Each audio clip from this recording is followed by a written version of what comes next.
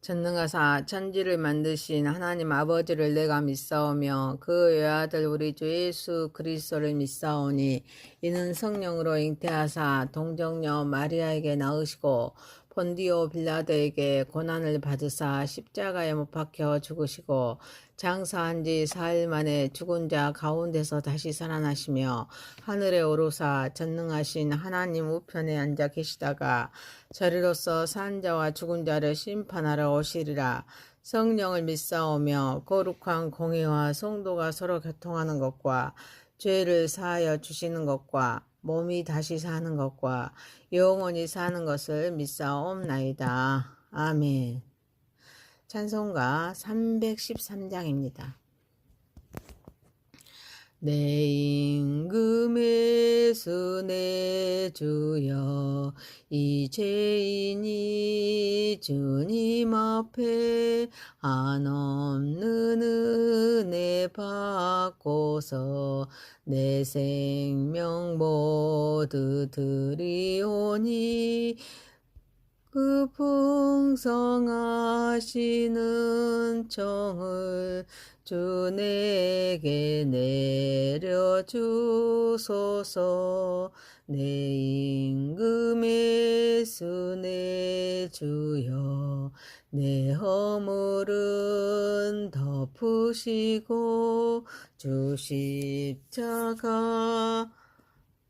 에 흘리신 그 피를 믿는 마음 보사 내 중한 죄를 사하여 참 평안한 맘 주소서.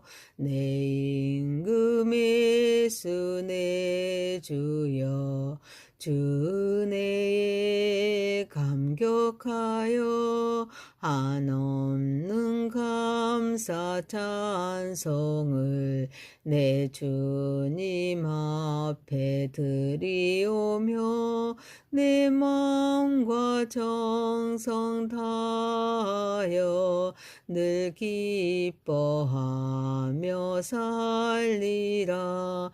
내 임금의 수 내 주여 이 마음과 이 천한 몸 그 법의 피로 값주고 주 친히 사신 것이오니 나 이제 사나 죽으나 주 뜻만 따라 살리라. 하나님 말씀 누가복음입니다. 누가복음 19장 28절에서 48절입니다. 예수께서 이 말씀을 하시고 예루살렘을 향하여 앞서서 가시더라. 감나원이라 불리는 산 쪽에 있는 벳바게와 베다니에 가까이 가셨을 때 제자 중 둘을 보내시며 이르시되 너희는 맞은편 마을로 가라. 그리로 들어가며 아직 아무도 타보지 않는 나귀 새끼가 매어 있는 것을 보리라.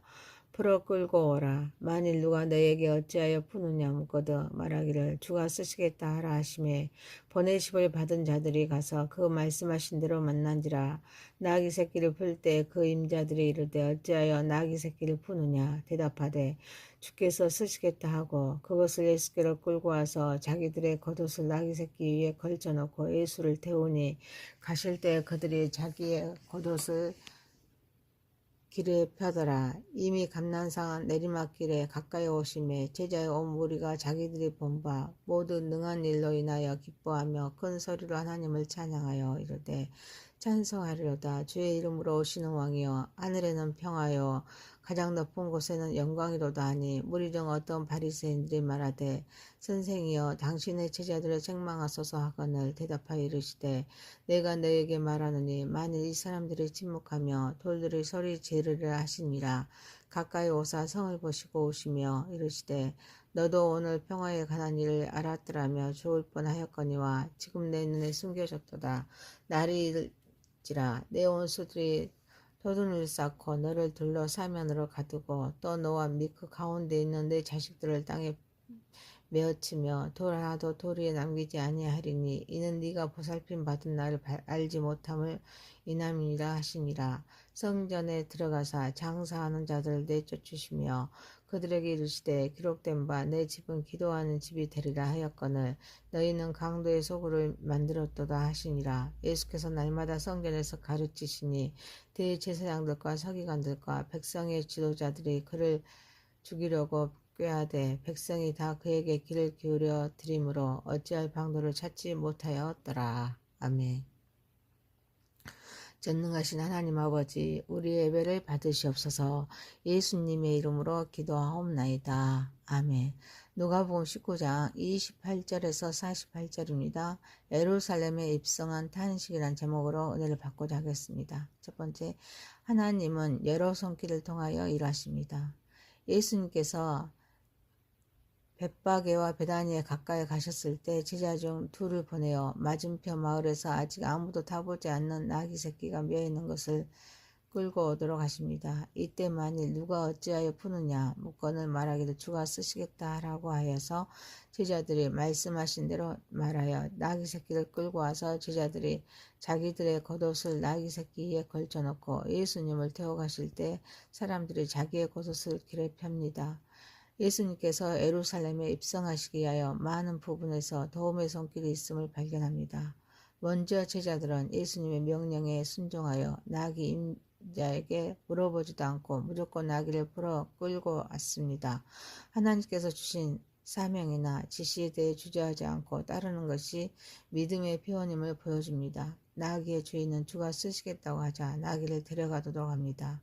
이는 소유물을 하나님의 영광을 위해 내려놓는 희생적인 태도를 의미합니다. 미물인 나귀는 등을 예수님께 드렸습니다. 나귀는 비천한 동물이었으나 예수님은 예수님의 승리의 상징이 되었습니다. 하나님은 세상이 무시하는 것을 통해 영광을 나타내십니다. 그리고 제자들은 자기들의 옷을 나귀의 안장으로 대신하여 예수님을 나귀 등에 태웁니다. 이는 필요한 것을 찾아 헌신하는 창의적인 섬김의 모범입니다.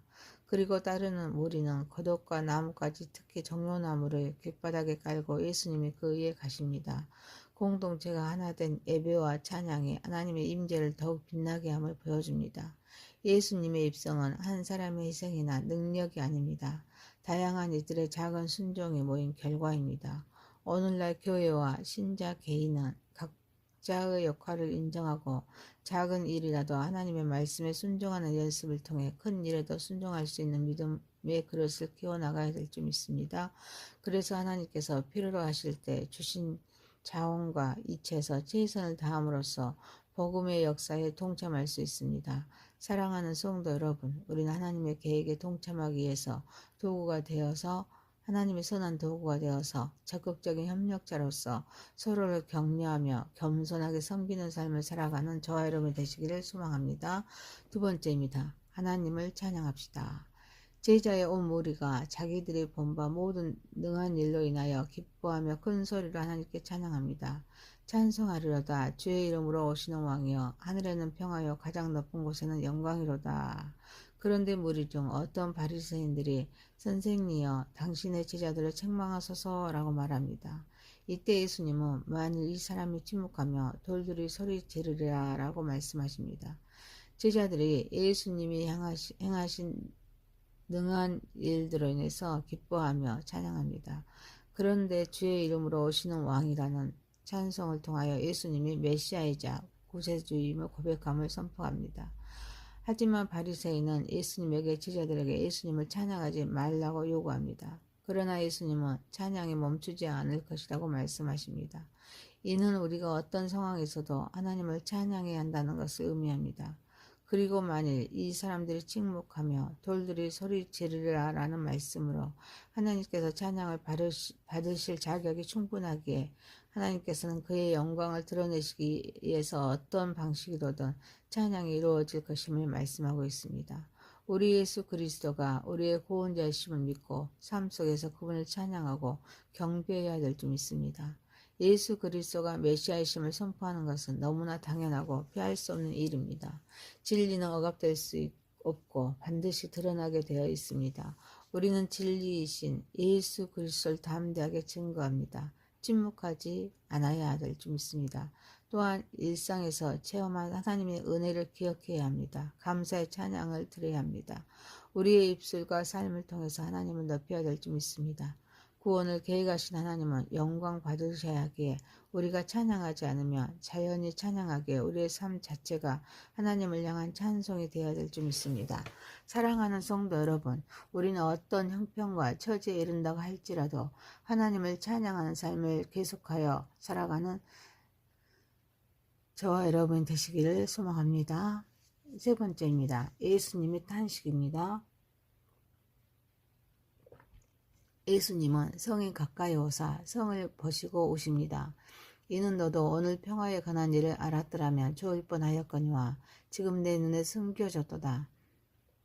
날이 이를지라 내 원수들이 토둔을 쌓고 너를 둘러서 하면으로 가두고 또 너와 및 그 가운데에 있는 내 자식들을 땅에 덮어치며 메어치며 돌 하나도 돌 위에 남기지 아니하리니 이는 네가 보살핌 받는 날을 알지 못함으로 인함이라 라고 말씀하십니다. 성이 곧 멸망할 것을 아셨기 때문에 오십니다. 구원을 완성하신 예수님은 예루살렘이 평화에 관한 일을 알았더라면 좋았을 것이라고 말씀하십니다.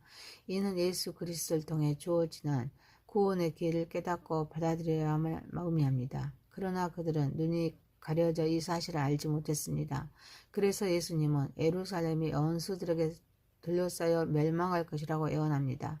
이는 하나님의 심판이 불가피합니다. 죄에 관한 결과는 반드시 따른다는 것을 보여주고 있습니다. 우리는 예수님의 마음을 본받아서 고통받는 이웃을 향한 긍휼과 사랑을 품어야 될 줄 믿습니다.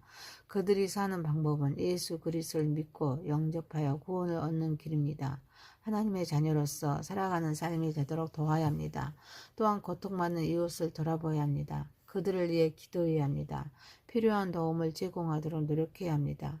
우리는 세상의 혼란 속에서 하나님의 뜻과 계획을 분별할 수 있는 영적인 안목을 길러야 합니다. 이를 위하여 기도와 말씀 묵상을 통해서 우리의 영안을 열어야 될 줄 믿습니다. 사랑하는 성도 여러분, 예수님의 마음을 가져 슬픔을 느끼고 예수님이 원하는 평화를 이루기 위해서 형제를 사랑하고 전도하고 돕는 삶을 살아가는 저와 여러분이 되시기를 소망합니다. 네 번째입니다. 예배의 본질을 회복합시다. 구원을 완성하신 예수님은 성전에 들어가사 장사하는 자들을 내쫓으십니다. 너희 집은 기도하는 집이 되리라 하였거늘 너희는 강도의 소굴을 만들었도다 라고 말씀하십니다. 그리고 날마다 성전에서 가르치시니 대제사장들과 서기관들과 백성의 지도자들이 그를 죽이려고 꾀하되 백성이 다 그에게 귀를 기울여 드림으로 어찌할 방도를 찾지 못합니다. 예수님은 성전에서 장사하는 자들을 내쫓으십니다. 성전이 기도하는 집이 되어야 함을 강조하셨습니다. 이는 예배의 장소가 상업적인 이익을 추구하는 곳이 아닙니다. 하나님과 교제를 통해서 영적인 만족을 얻는 곳이어야 함을 의미합니다. 그러면서 예수님은 성전을 강도의 소굴이라고 비판하셨습니다.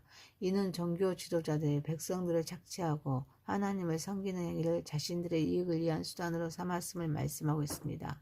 그래서 예수님은 날마다 성전에서 백성들을 가르치셨습니다. 이는 진리를 알리는 것이 얼마나 중요한지를 보여주고 있습니다. 하지만 대제사장들과 서기관들과 백성의 지도자들은 예수님을 죽이려고 꾀했습니다. 이는 진리가 자신들의 권위와 이익을 위협한다고 생각했기 때문입니다. 하지만 종교 지도자들은 백성들이 예수님에게 귀를 기울여서 듣기 때문에 예수님을 죽일 방도를 찾지 못했습니다. 이는 진리의 힘이 얼마나 강력한지를 보여줍니다. 예수님은 성전의 본래 목적이 기도와 경배의 장소라는 것을 강조합니다. 그래서 우리는 예배의 본질을 회복하기 위해서 하나님과 관계를 맺고 깊이 있는 영적인 삶을 살기 위해서 기도의 중요성을 인식해야 될 줄 믿습니다. 그리고 예수님이 장사하는 자들을 내쫓으시는 것은 성전이 세속화되고 있음을 경고하는 행동입니다. 오늘날 교회의 신앙생활에서도 물질주의와 세속적인 가치가 침투하지 않도록 주의해야 될 줄 믿습니다. 또한 우리는 진리를 전하고 불의를 고발하는 것이 반발을 초래할 수 있기에 진리를 전하는 용기를 가져야 될 줄 믿습니다. 불의에 맞서 싸우는 자세가 필요합니다. 사랑하는 성도 여러분, 하나님은 우리 마음도 성전으로 삼기에 기도의 집으로 역할을 다하고 있는지, 세속적인 것들로 인해서 영적인 삶이 방해받고 있지는 않은지 돌아보면서 하나님과 관계를 회복하고 이웃에게 진리를 전하고 형제를 사랑하는 삶을 살아가는 저와 여러분이 되시기를 소망합니다. 누가복음 19장 28절에서 48절이었습니다. 예루살렘의 입성과 탄식이란 제목이었습니다. 하나님은 여러 손길을 통하여 일하십니다. 하나님을 찬양합시다. 예수님의 탄식이었습니다. 예배의 본질을 회복합시다. 전능하신 하나님 아버지, 우리는 하나님의 계획에 동참하기 위해서 하나님의 선한 도구가 되어 적극적인 협력자로서 서로를 격려하면서 겸손하게 섬기는 삶을 살아가게 하옵소서. 우리는 어떤 형편과 처지에 이른다 할지라도 하나님을 찬양하는 삶을 계속하여 살아가게 하옵소서. 예수님의 마음을 가져 슬픔을 느끼고 예수님이 원하는 평화를 이루기 위해서 형제를 사랑하고 전도하고 돕는 삶을 살아가게 하옵소서. 하나님은 우리 마음도 성전으로 삼기에 기도의 집으로 역할을 다하고 있는지, 세속적인 것들로 인해서 영적인 삶이 방해받고 있지는 않는지를 돌아보면서 하나님과 관계를 회복하고 이웃에게 진리를 전하고 형제를 사랑하는 삶을 살아가게 하옵소서. 예수님의 이름으로 기도하옵나이다. 아멘. 하늘에 계신 우리 아버지여, 이름이 거룩히 여김을 받으시오며 나라에 임하오시며 뜻이 하늘에서 이룬 것 같이 땅에서도 이루어지이다.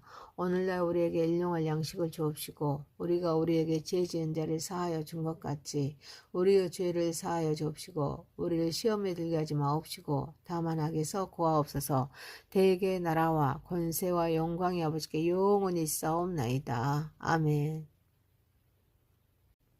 전능하사 천지를 만드신 하나님 아버지를 내가 믿사오며 그 외아들 우리 주 예수 그리스도를 믿사오니 이는 성령으로 잉태하사 동정녀 마리아에게 낳으시고 본디오 빌라도에게 고난을 받으사 십자가에 못 박혀 죽으시고 장사한 지 4일 만에 죽은 자 가운데서 다시 살아나시며 하늘에 오르사 전능하신 하나님 우편에 앉아 계시다가 저리로서 산 자와 죽은 자를 심판하러 오시리라. 성령을 믿사오며 거룩한 공의와 성도가 서로 교통하는 것과 죄를 사하여 주시는 것과 몸이 다시 사는 것과 영원히 사는 것을 믿사옵나이다. 아멘. 찬송가 313장입니다.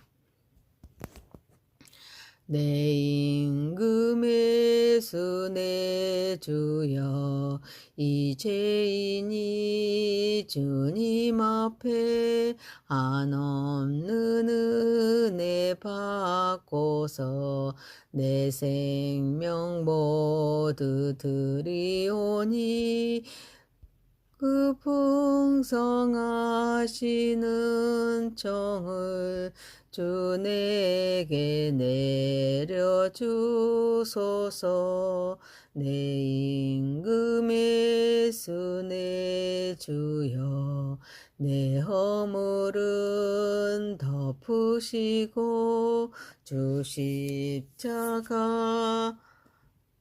에 흘리신 그 피를 믿는 마음 보사 내 중한 죄를 사하여 참 평안한 맘 주소서.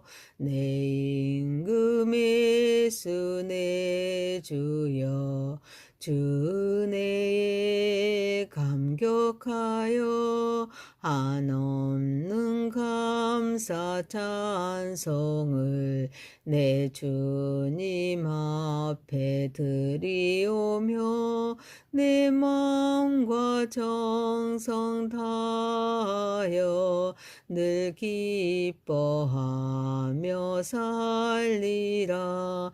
내 임금의 수 내 주여, 이 마음과 이천한 몸 그 법의 피로 값주고 주 친히 사신 것이오니 나 이제 사나 죽으나 주 뜻만 따라 살리라. 하나님 말씀 누가복음입니다. 누가복음 19장 28절에서 48절입니다. 예수께서 이 말씀을 하시고 예루살렘을 향하여 앞서서 가시더라. 감나원이라 불리는 산 쪽에 있는 벳바게와 베다니에 가까이 가셨을 때 제자 중 둘을 보내시며 이르시되 너희는 맞은편 마을로 가라. 그리로 들어가며 아직 아무도 타보지 않는 나귀 새끼가 매어 있는 것을 보리라.